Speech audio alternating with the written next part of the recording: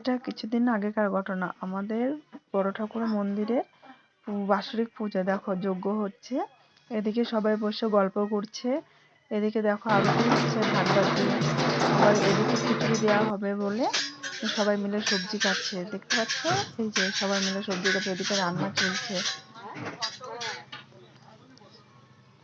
এদিকে সন্ধ্যাবেলায় বড় ঠাকুরকে আর বজরংবলীকে ভাই আর মা মিলে একটু খিচুড়ি প্রসাদ দিয়ে পুজো সন্ধ্যা দিচ্ছে।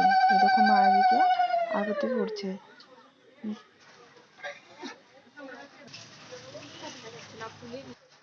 তারপর সন্ধ্যাবেলা আমাদের খিচুড়ি দেওয়া আরম্ভ হয়েছে। দেখো বাবাই সবাইকে পাতা দিচ্ছে। বাবাই পাতা দেওয়া নিয়ে একটা গল্প আছে। বাবাই যেদিন হয়েছিল সেদিন এই ঠাকুরের পুজো ছিল, তাই সেদিন সবাই ওর মামারা বলেছিল যে ও বড় হয়ে পাতা দেবে, তাই পাতা দিচ্ছে।